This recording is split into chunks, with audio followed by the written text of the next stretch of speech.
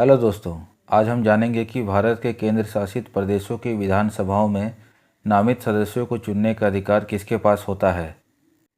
हाल ही में केंद्रीय गृह मंत्रालय ने जम्मू कश्मीर और लद्दाख उच्च न्यायालय में कहा है कि जम्मू कश्मीर के उपराज्यपाल 5 सदस्यों को विधानसभा में नामित कर सकते हैं और इसके लिए उन्हें मंत्रिपरिषद की सहायता और सलाह लेने की ज़रूरत नहीं है।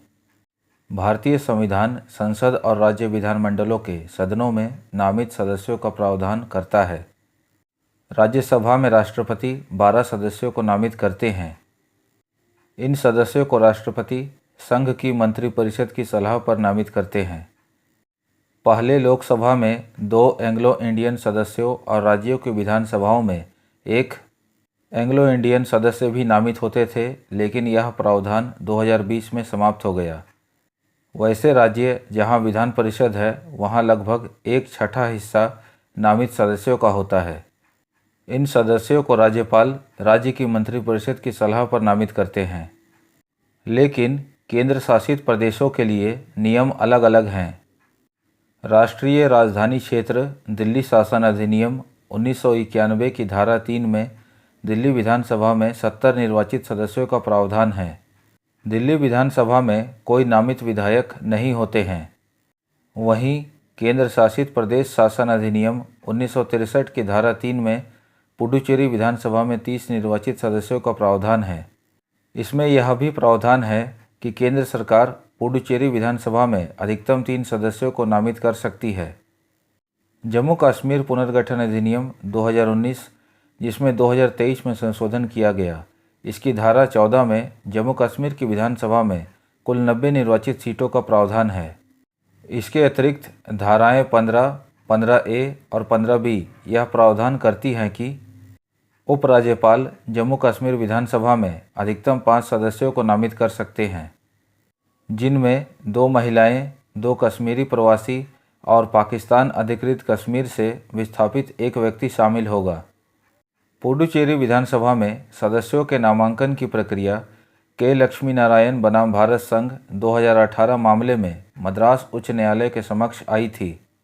न्यायालय ने केंद्र सरकार की यह शक्ति बरकरार रखी कि वह विधानसभा में 3 सदस्यों को नामित कर सकती है और इसके लिए केंद्र शासित प्रदेश की मंत्रिपरिषद की सलाह आवश्यक नहीं है। फिर भी मामले के महत्व और उससे जुड़े व्यापक सिद्धांतों को ध्यान में रखते हुए अदालत ने संसद के विचार हेतु कुछ सिफारिशें दी थी। इसमें यह सुझाव दिया गया था कि विधायकों के नामांकन की एक स्पष्ट और निर्विवाद प्रक्रिया तय करने के लिए विधायी संशोधन किए जाएं। इसमें यह स्पष्ट होना चाहिए कि ऐसा नामांकन कहां से किया जाएगा और किस प्राधिकरण या पदाधिकारी के पास नामांकन की शक्ति होगी।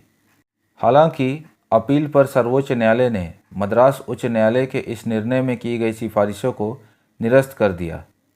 दिल्ली राष्ट्रीय राजधानी क्षेत्र सरकार बनाम भारत संघ 2023 के मामले में सर्वोच्च न्यायालय ने ट्रिपल चेन ऑफ कमांड की अवधारणा पर विस्तार से चर्चा की, जो लोकतांत्रिक जवाबदेही सुनिश्चित करती है। इस ट्रिपल चेन ऑफ कमांड में, जैसा कि न्यायालय ने कहा, सिविल सेवक मंत्रियों के प्रति जवाबदेह होते हैं, मंत्री विधानमंडल के प्रति जवाबदेह होते हैं और विधानमंडल जनता के प्रति जवाबदेह होता है। अतः न्यायालय ने यह निर्णय दिया कि उपराज्यपाल मंत्रिपरिषद की सहायता और सलाह से बंधे हैं, सिवाय उन मामलों के जहां दिल्ली विधानसभा के पास विधायी शक्तियां नहीं हैं। केंद्र शासित प्रदेश हमारे संघीय ढांचे में एक पूर्ण राज्य का दर्जा नहीं रखते।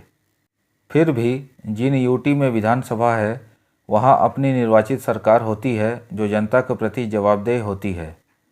जब केंद्र और यूटी दोनों जगह एक ही दल की सरकार होती है तो विधायकों का नामांकन कोई समस्या नहीं पैदा करता।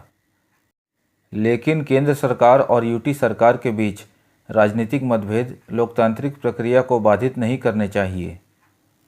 छोटी विधानसभाओं जैसे जम्मू कश्मीर और पुडुचेरी में सिर्फ कुछ नामित सदस्य ही बहुमत की सरकार को अल्पमत में बदल सकते हैं, यानी सत्ता संतुलन पूरी तरह बदल सकता है। अब आगे का रास्ता क्या होना चाहिए? सर्वोच्च न्यायालय ने जम्मू कश्मीर को केंद्र शासित प्रदेश में परिवर्तित करने को सही ठहराया है। लेकिन केंद्र सरकार ने न्यायालय को सूचित किया है कि वह जल्दी ही जम्मू कश्मीर का राज्य का दर्जा बहाल करेगी।